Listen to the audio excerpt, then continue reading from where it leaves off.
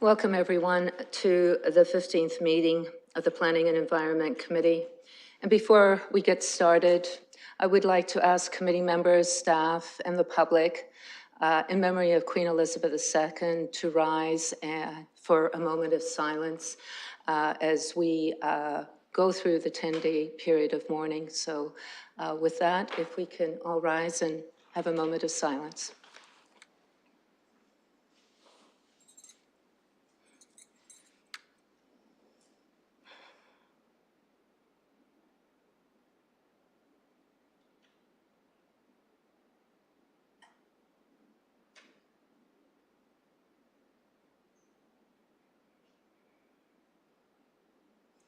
Thank you. The City of London is situated on the traditional lands of the Anishinaabeg, the Haudenosaunee, Lukanewek, and the Etowondran. We honor and respect the history, languages, and culture of the diverse Indigenous people who call this territory home. The City of London is currently home to many First Nations, Métis, and Inuit people today. As representatives of the people of the City of London, we are grateful to have the opportunity to work and live in this territory. The City of London is committed to making every effort to provide alternate formats and communication supports for meetings upon request. To make a request specific to this meeting, please contact pec@london.ca or 519-661-2489, extension 2425. Moving on to our agenda. Any disclosures of pecuniary interest? I see none. I'd like to now go to the consent items. We have one consent item, which is the Building Division Monthly Report for July. Councillor Lewis? I just want to move the receipt of that report, Madam Chair, so we can get that on the floor. Okay, and it looks like I have a seconder in Councillor Hillier. Any question, comments from committee members? I see none. If the committee will allow me, I do have a quick question to staff. It looks like we are working pretty hard getting these permits out the door, and I would like to hear from staff how things are going. I know we've had increases and decreases in our report, but how are we managing with the number of permits and inspections? Thank you, Madam Chair. It's Peter Kokoro speaking. Can I do an audio check first? Can you hear me? Sure can. Thank you. Okay, I see the thumbs up from Councillor Turner. Thanks so much. Thank you for the question. And committee has heard me say before, and I'll say it again, that staff have been pushed to their limits. This is very true. It still remains. And while we have recently filled vacancies, we've done so with staff that require a significant amount of training.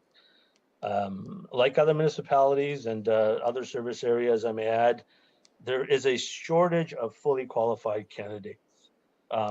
We're also competing with some smaller municipalities around us with respect to staff retention, and that also is a significant challenge for us. So there is an impact on resources that are needed to train the new staff. In other words, they're not ready to hit the pavement, if you will, in terms of the workload. So as a result, we have experienced delays in permit issuance, more so I'd say in the mechanical and fire protection areas. And if I can also add, there are a few things that we're working on to try to alleviate some of these issues. And one quick example is 2 years ago with the pandemic, we all resorted, all municipalities, in a all-exclusive electronic permit application system. So we haphazardly put something together. We had our building portal before. We now have asked applicants to use basically an email system to apply for their permits. And we are seeing a lot of applications come in incorrectly submitted. That takes time from staff in terms of administrative workload. We are recognizing that and acknowledging that takes away staff's time from actual plan reviews, which is what their focus should be.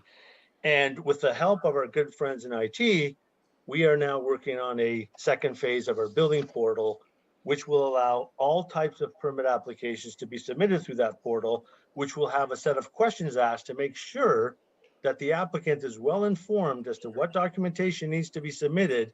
So we minimize this administrative process, if you will, of correcting things. So we're working towards informing our applicants as to be a better informed applicant and submit the proper documentation.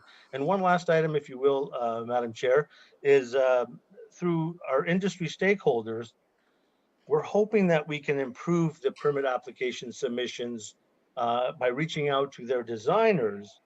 And as a quick example is providing their designers with the exact same checklists that our plan examination staff are using, so that there could be a little bit of check and balance done before an application is submitted. And when I say designers, I'm talking about the professionals out there that have applied for just more than 1 or 2 applications a year. So we have a few things in mind, and some of them have been sort of implemented already. But it's no secret, Madam Chair, that staff have been under a lot of strain, and we're hoping with some of these changes that we can see some improvement. And I could say that there is light at the end of the tunnel. So I don't want to paint a gloom and doom picture, but we're getting there. Thank you, Madam Chair. Thank you, Mr. Kokoris, for the update, and I'm hoping that there is going to be light at the end of the tunnel sooner than later, and best wishes for making it all happen. Any other questions from committee members? I do want to bring to your attention that the mayor will be joining us late. I see none, and with that, we can proceed to vote.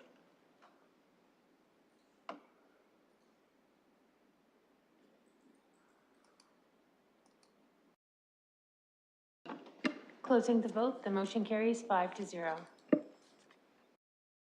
To the scheduled items, 3.1 is a public participation meeting for 4680 Wellington Road South. I'm looking to committee to open up the public participation meeting. Councillor Lehman, seconded by Councillor Hillier.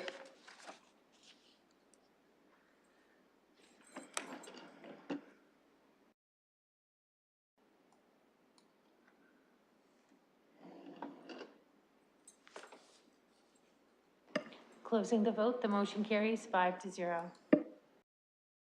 Have a staff presentation on this one. I would just remind the committee this is a request for extending a temporary use for a period of 3 years. This is a golf driving range at 4680 Wellington Road South.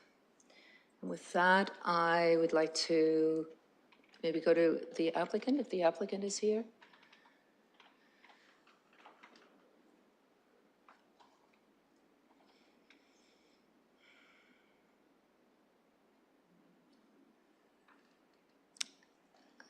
Not see the applicant here.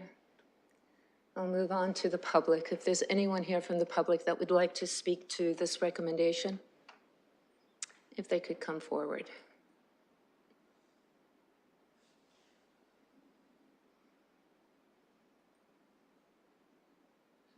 I'll ask one more time. If there's anyone here from this public that would like to speak to this recommendation, to please come forward.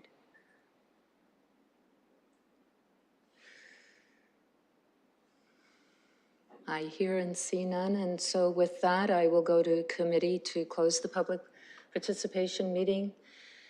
Councillor Hillier, seconded by Councillor Turner.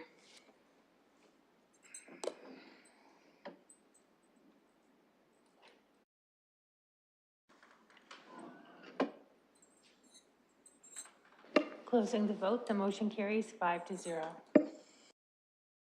I'll go to committee members for comments. Motion, Councillor Hillier.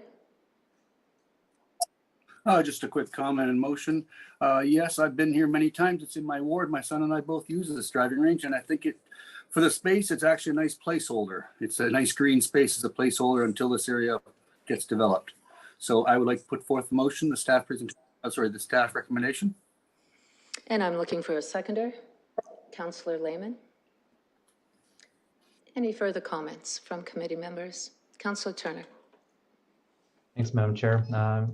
I imagine the committee's not surprised to hear my concerns associated with protracted temporary usage zoning. This has been in place for about 28 years now, and this will bring us to 31 by the end of this, which really brings into question of whether this is actually temporary. So my question for you, Madam Chair, to staff is, are alternatives ever available here where we look at either special provisions or a zoning that or expansion of zoning that permits the temporary use? I don't see anything wrong with the use of a driving range. However, it seems that it would just be in our interest to have it in conformity with our policies. Maybe I can go to staff for alternatives.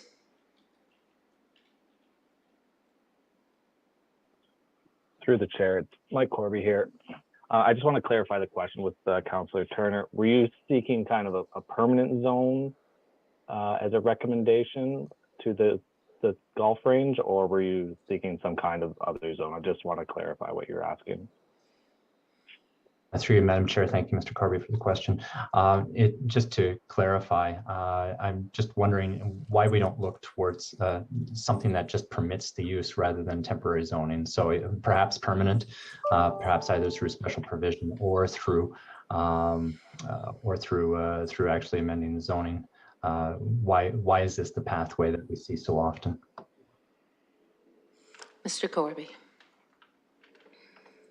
Through the chair, I think Greg, Mr. Barrett's going to speak to this. Thank you.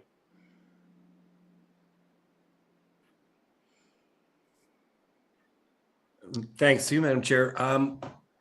The question's a good one, but we prefer the route of the temporary zone provisions because putting that use in place, in fact, would not necessarily be consistent with the policies of the official plan. The lands are within the urban growth boundary, but they've been identified for future industrial growth.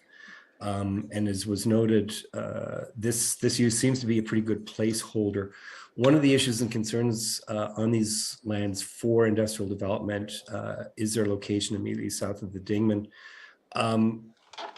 Not wanting to presuppose what future decisions of council may be, but if these lands were to develop in the future, it may in fact be better to be developed in concert with additional lands either to the east or to the south if there were a future urban growth boundary expansion. They're somewhat constrained by the way that the creek runs through.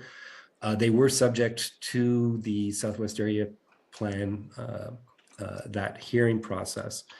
And there was a desire, in fact, that they be identified for industrial growth. And at that time, the city's position, which I would suggest to you is not changed, is that given their location south of the Dingman and given their fragmented nature, they were better, given that they had been identified within the urban growth boundary, to be left in that holding category as future industrial growth. And that I think is the appropriate designation for them, and to put in that recreational use would likely require an official plan amendment. And so rather than going down that route, the tool of the temporary zone is available to council to consider. Yes, it has been a long time, but there hasn't been a change to the urban growth boundary, which we're not suggesting occur at this time, nor have conditions related to servicing or the fragmented nature of the parcel changed. Thank you, Mr. Barrett. Councillor Turner. Through you, Madam Chair. I'm not really opposed to the use. My only concerns are when we have temporary zoning that ends up creating an inhibition or a lack of desire to move towards the ultimate designation that's being sought.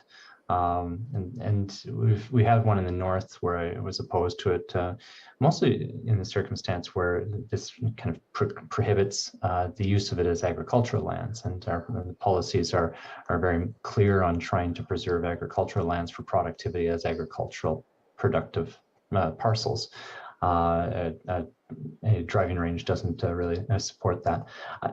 I'll support the extension here. Again, I raise them at every turn wherever we have them, because I think they need to be something that we're conscious of, that we question and we interrogate whenever a temporary use comes up, especially after 28 years. It doesn't quite seem to be temporary anymore. But thanks for letting me ask questions, Madam Chair.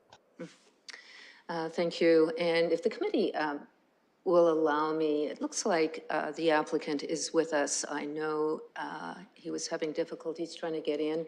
So I would like to go to the applicant to make a few comments if the committee is in favor of doing that. I see some nods. So Mr. Graywall, welcome. Thank you very much. Good afternoon, everybody. Yeah, my apologies for having difficulty getting in, but you have up to 5 minutes, so please proceed. I'm sorry, I came in on the tail end of that last argument there. I really don't have much to say other than I think this is, it is temporary zoning, and unfortunately, I totally understand where it can be a problem. But back to the temporary golf course, I think it serves the community really well. I think especially during COVID, I think we all realized how important it is to get outside, and I think this driving range helps that little bit, you know, with the whole community and everything else. And that's pretty much all I got to say right now. Thank you, and very much appreciate you being here with us as well. And with that, we do have a motion that's moved and seconded, and I see no further comments, so if we can proceed to vote.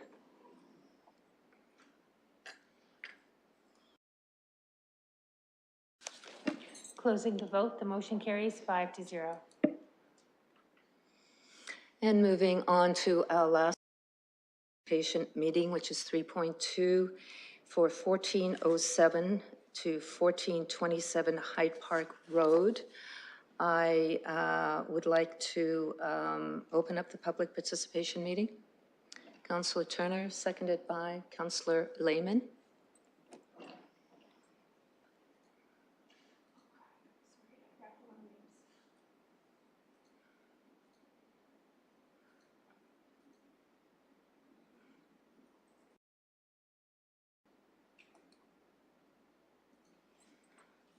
Closing the vote, the motion carries 5-0. And we do have a staff presentation, so I would like to go to staff for the presentation.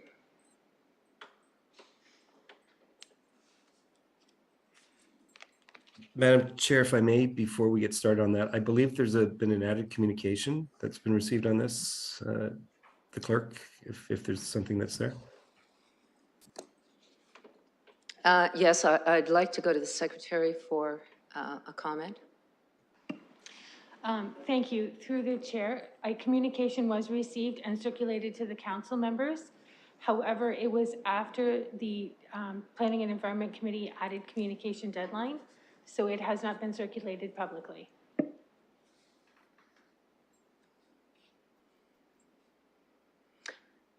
And with that, I would like to proceed with the staff presentation.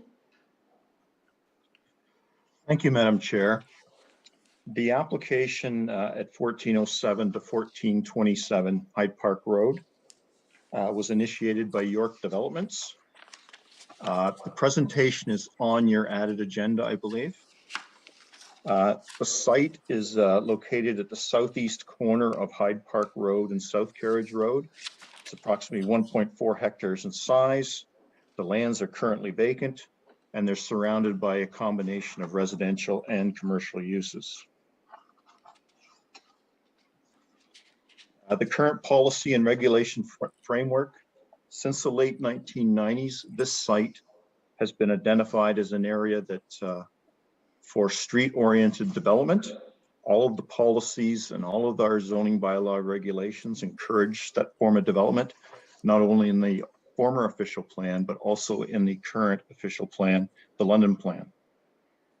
Even the zoning implements that form of development in this particular case. So it it directs development to be sort of street oriented, more than 1 story in height, and have rear yard parking. The requested amendments in this specific case, the applicants asked for a specific area policy to the Main Street place type policies to allow a 1-story building when 2 stories is the minimum required. They also requested zoning bylaw amendments to permit stacked townhouses, maintain the existing special provision exempting the site from the maximum 3-meter front yard setback.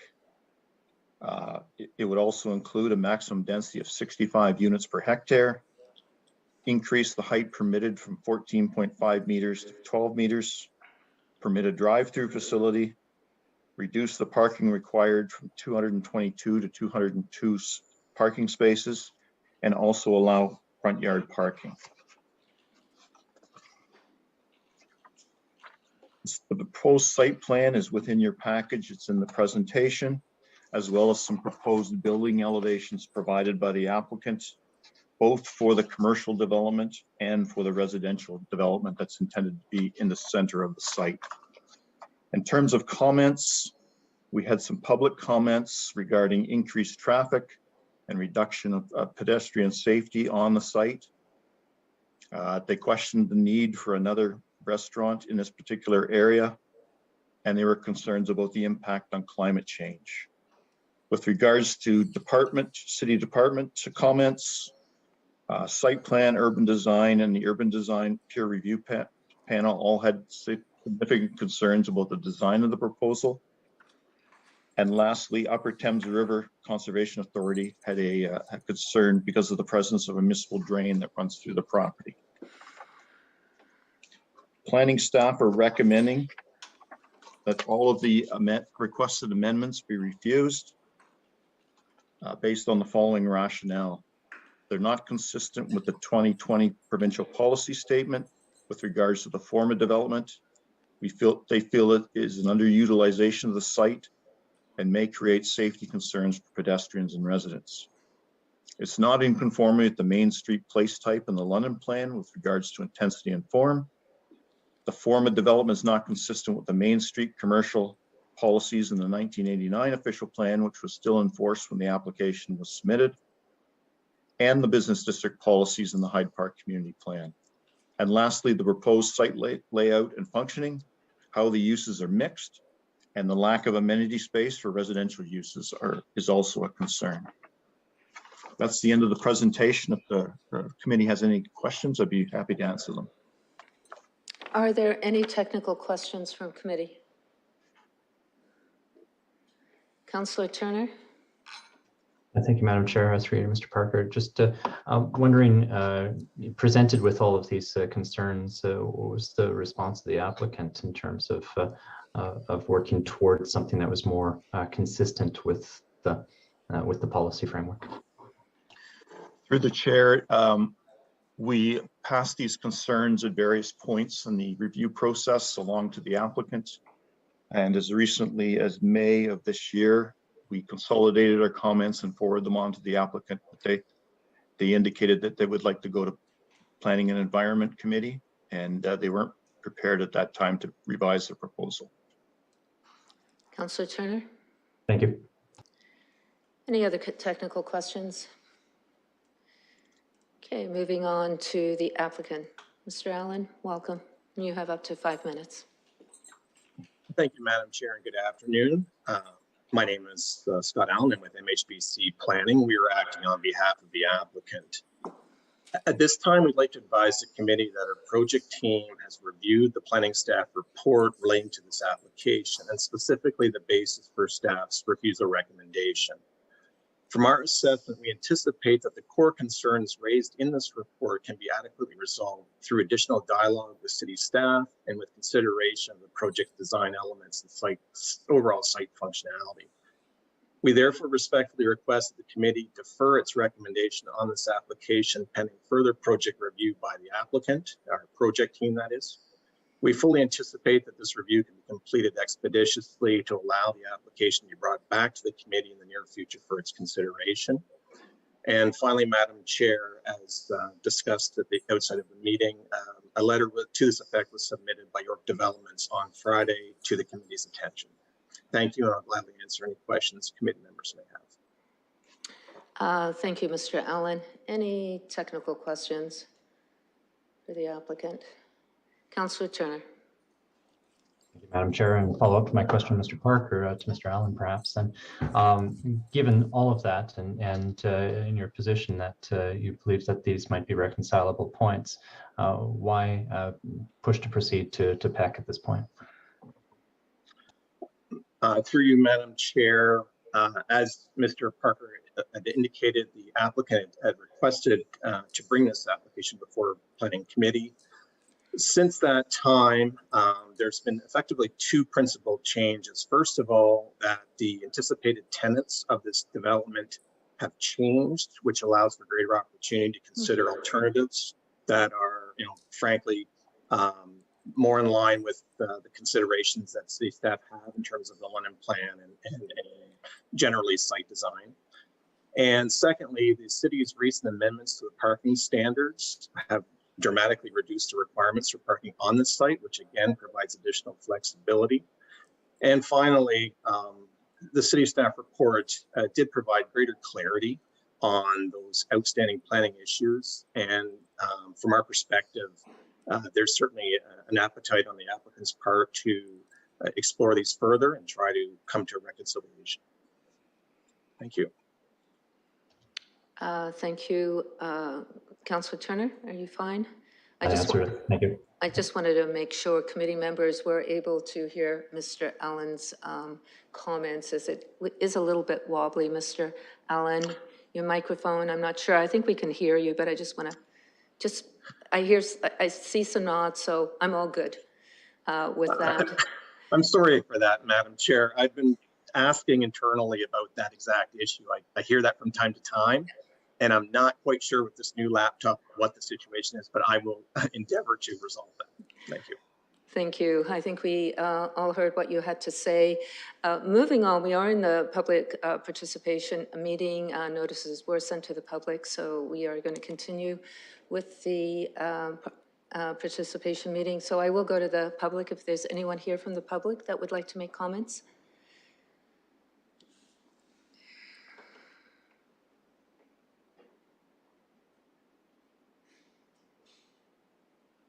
And I'll ask one more time if there's anyone here from the public that would like to make comments to the recommendation from the city.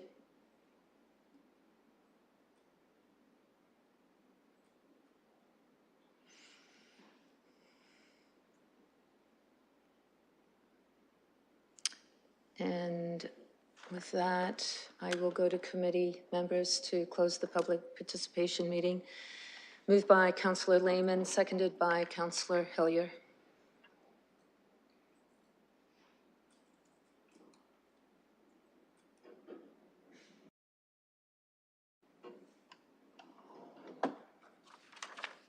Closing the vote, the motion carries 5-0.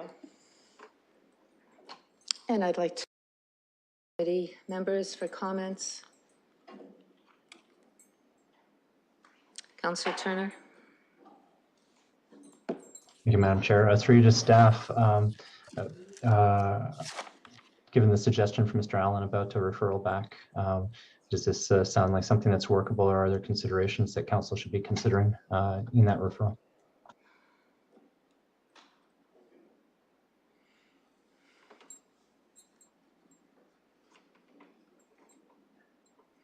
I'm not sure who is going to be answering that. I see Mr. Corby coming on. Mr. Corby? Yeah, I can try and answer for that. I think at this point in time, we were pretty clear in the staff report, kind of the direction we were looking to go. And again, on those original comments, I don't think we need to be too specific and there's anything you want us to specifically look at. But I think overall, the policies guide the appropriate kind of form and intensity of development on the property. So I'm fairly comfortable moving forward with the applicant and coming up with a solution here. If there's anything specific that you want to draw attention to, I'll leave that up to you. But at this point, I think we've had some good dialogue and we know where we need to go from here. Councillor Turner? Thank you, Mr. Corby, through you, Madam Chair. Yeah, I think that sounds appropriate. I just wanted to make sure that there weren't any concerns from staff about a referral back. If the recommendation is clear that it needs to be a refusal, if we were up against timelines, if we're those kind of things that we needed to consider as we're navigating through this. As stated by Mr. Corby, the report is quite clear about what the expectations are within the policy framework. Mr. Allen was rather clear that the changes in the circumstances lead to a better prospect of reconciliation on those points. That would be my expectation, that if this is referred back, that this does come back with something that is consistent with the policy framework that's in place. And with that, Councillor Turner, I assume there's a referral on the floor then? I'm happy to refer if that's an appropriate one at this point.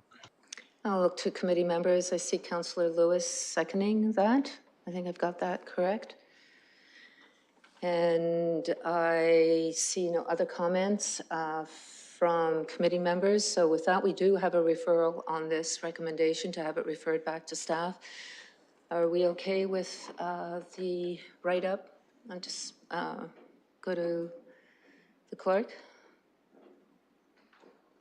The recommendation is that the application by York Developments relating to the properties located at 1407 to 1427 Hyde Park Road be referred back to the Civic Administration for further discussion with the applicant to address the outstanding concerns and to report back at a future meeting of the Planning and Environment Committee. Councillor Turner. Thank you. I think that's a good recommendation. I was wondering if it might be appropriate to add at the request of the applicant, and just to kind of clarify, should this be appealed on the basis of no decision in the timely manner, that we've made it clear that the applicant is asking us to refer it back, and that delay, if any, is at their behest. I'll turn to the clerk if that could be added. If Councillor Lewis. I think that would be most appropriate as it being noted, because we are ultimately the ones directing the referral, not the applicant, but it being noted that it's at the request of the applicant.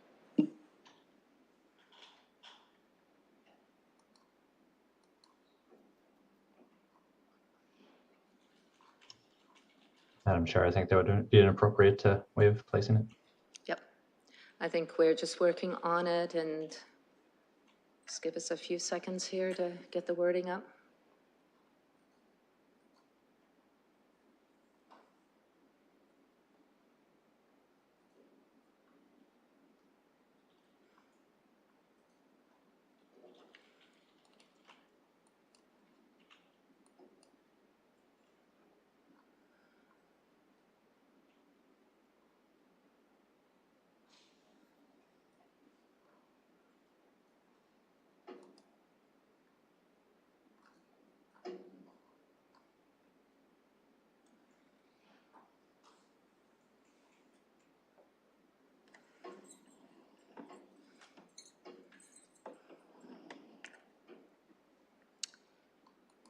Do we need to refresh our screens? If we can do that.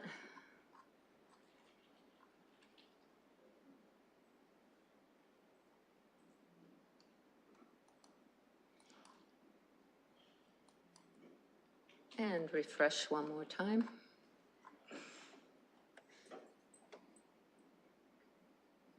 And I think you should see the referral back on our screens. I've got some nods from everyone. Councillor Turner, are you good with that? I'm not finding it, but I will assume so.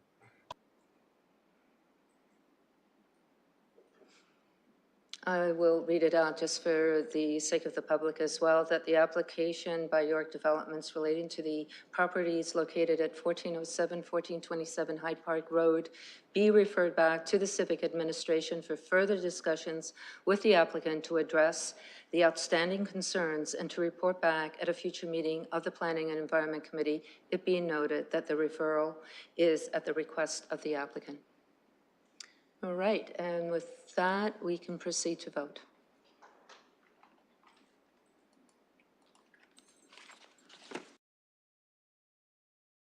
Closing the vote, the motion carries 5-0.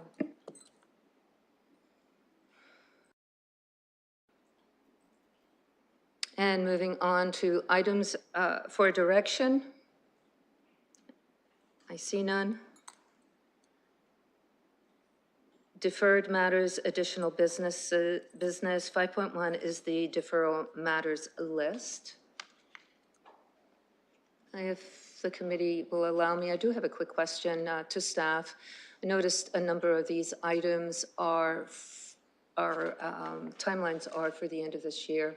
And just a question to staff, if we're on time, there's quite a few of them to be brought back.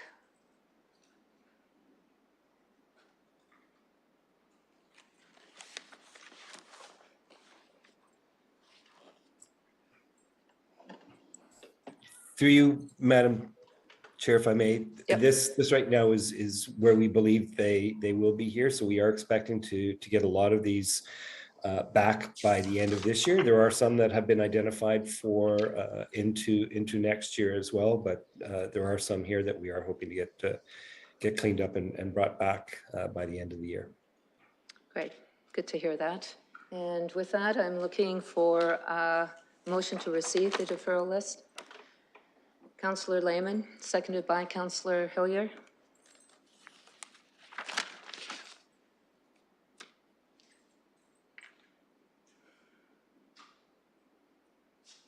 And can we proceed to vote or, yep.